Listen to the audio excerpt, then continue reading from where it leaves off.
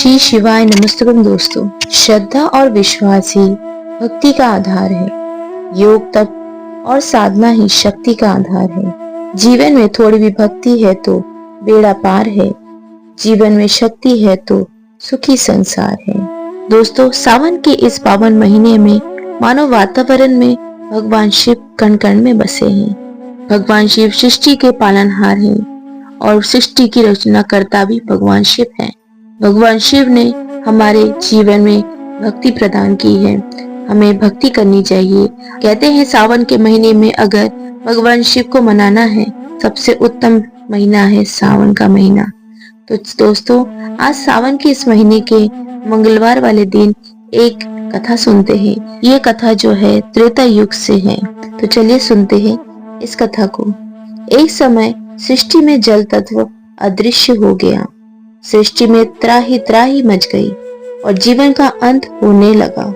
तब ब्रह्मा जी, विष्णु जी और ऋषिगण तथा देवता मिलकर भगवान शिव के शरण में गए और शिव जी से प्रार्थना की और बोले, नाथों के नाथ, आदिनाथ, अब इस समस्या से आप ही निपटाएं। सृष्टि में पुनः जल तत्व कैसे आएगा? तब महादेव जी ने सृष्टि के कल्याण के लिए सभी से कहा। देवों की विनती सुनकर भोलेनाथ ने 11 रुद्रों को बुलाकर पूछा, आप में से कोई ऐसा है जो सृष्टि को पुनः जल तत्व प्रदान कर सके? 10 रूपों ने इनकार कर दिया। ये 11 रूप जो है महादेव जी के रुद्र अवतार हैं। 11वें रुद्र, जिसका नाम हर था, उसने कहा, मेरे करतल में जल तत्व का पूर्ण निवास है। मैं सृष्टि को पुनः जल तत्व प्रदान करूंगा, लेकिन इसके लिए मुझे अपना शरीर गलाना पड़ेगा। शरीर गलने के बाद इस सृष्टि से मेरा नामो निशान मिट जाएगा। तब भगवान शिव ने हर रूपी रुद्र को वरदान दिया और कहा, इस रुद्र रूपी शरीर को गलने के बाद तुम्हें नया शरीर और नया नाम प्राप्त होगा और मैं संपूर्ण रूपों से तुम्हारे उस नए तन में निवास करूंगा जो सृष्टि के कल्याण हेतु होगा। हर नाम रुद्र ने अपने शरीर को गलाकर सृष्टि को जल तत्व प्रदान किया और उसी जल से एक महाबली वानर की उत्पत्ति हुई, जिसे हम हनुमान जी के नाम से जानते हैं। ये घटना सतयुग के 4थे चरण की घटी हुई है। शिव जी ने हनुमान जी को राम नाम का रसमय प्रदान किया। हनुमान जी ने राम नाम का जाप प्रारंभ किया तथा त्रेता युग में अंजना और केसरी जी के यहाँ पुत्र रूपी में अवतरित हुए। देवों के देव महादेव संसार के पालनहार हैं, संसार के सृष्टि करता है।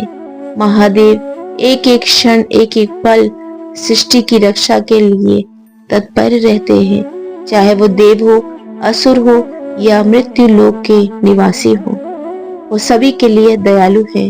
वो सभी को दया प्रदान करते हैं और जीवन के कल्याण के लिए, सृष्टि के कल्याण के लिए अपने को किसी न किसी रूप में विराजमान करके सृष्टि की रक्षा करते हैं। तो दोस्तों, हनुमान जी का अवतरण महादेव द्वारा ही किया गया है और हनुमान जी महादेव का ही अवतार है।